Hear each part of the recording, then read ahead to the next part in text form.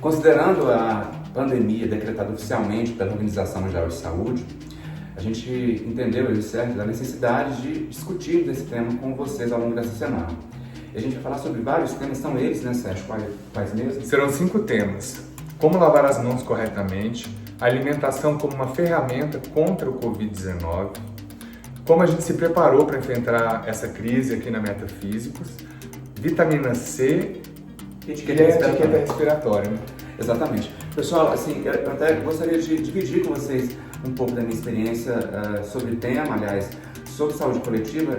Eu tenho uma história importante que me autoriza e que me faz ter necessidade de discutir isso aqui com vocês. Eu, durante 4 anos, fui daqui do Ministério da Saúde, também, durante 4 anos, fui subsecretário de Planejamento de Saúde daqui do DF e fui coordenador nacional de promoção de saúde da Fundação de Seguridade Social. E também professor da disciplina de saúde coletiva, gestão de saúde, saúde e sociedade, da Universidade Católica que eu lecionei durante 12 anos.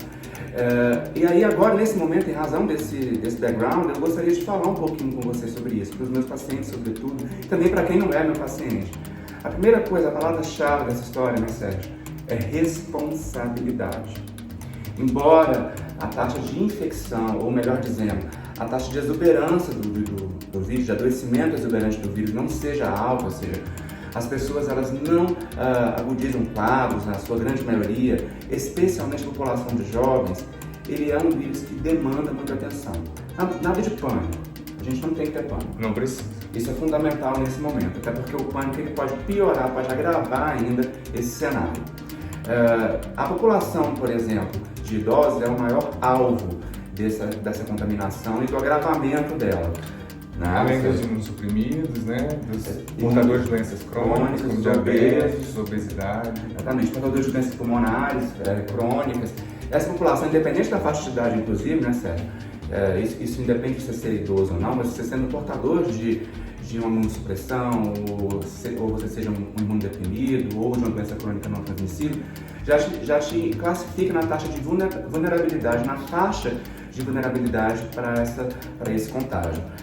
Os idosos, especialmente aquela população de 80 anos ou mais, a taxa de mortalidade pode chegar até 15%, então isso é alto, é um número alto. Além disso, estima-se que dentro da população contaminada, 10% poderá precisar de ventilação mecânica. Então, é algo que vai sobrecarregar o sistema de saúde, que vai invadir as unidades de terapia intensiva que são suficientes no nosso Brasil. Dentro das condições normais, se você imagina dentro desse cenário, dentro dessa pandemia, então isso demanda muita responsabilidade, porque justamente a população jovem, que está saudável, que muitas vezes vai atravessar esse surto de maneira totalmente incólume, ou seja, ou também não vai, inclusive, apresentar nenhum sintoma, vai ficar assintomático durante esse processo, é a população que pode se tornar um depósito de transmissão. E vai justamente alcançar esse outro grupo que a gente acabou de comentar, que é composto dos idosos e dos vulneráveis. Além disso, também vale a gente entender que crianças elas não são potenciais alvos do vírus, isso é muito relevante. Eles até podem ter algum tipo de manifestação, mas muito leve. O problema da criança é que é invisível. É invisível, elas vão acabar transmitindo. Exatamente. Porque a criança demanda contato. Então, eles acabam se transformando em depósitos de transmissão muito importantes e silenciosos.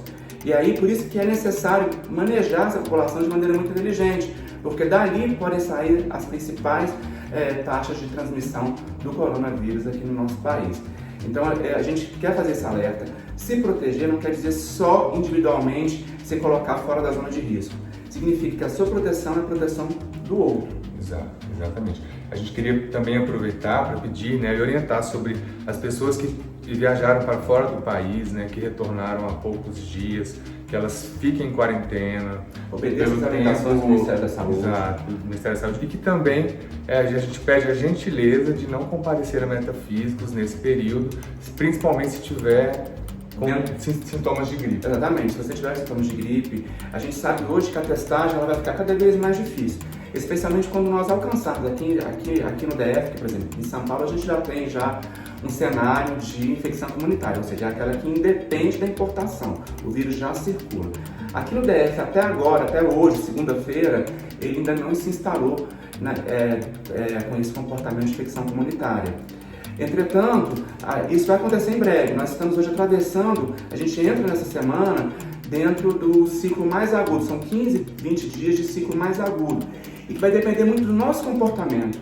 O isolamento social e a higiene são pilares essenciais para que a gente consiga combater essa fase aguda e não reproduzirmos aqui no Brasil o que aconteceu lá na Itália, o que está acontecendo na Espanha, o que está acontecendo na França.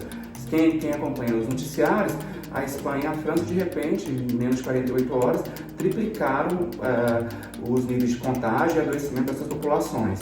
E é assim mesmo que funciona dentro de um ciclo epidemiológico, de um surto viral.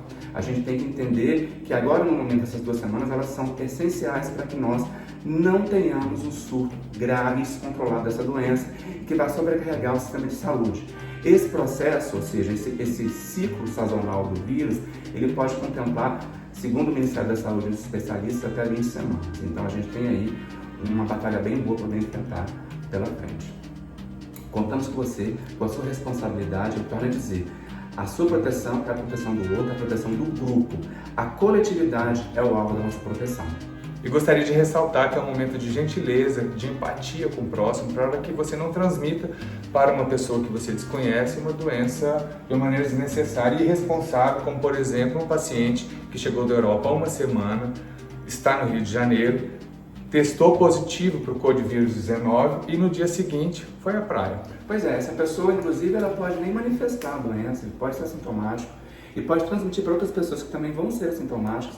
Entretanto, também pode transmitir para pessoas que são população cujo problema pode se agravar muito mais, são os idosos, pode ser seu avô, pode ser sua mãe, pode ser seu pai, pode ser sua avó, pode ser aquele seu amigo, por exemplo, que é renal crônico, pode ser aquela sua amiga que tem uma doença pulmonar obstrutiva crônica, imagina.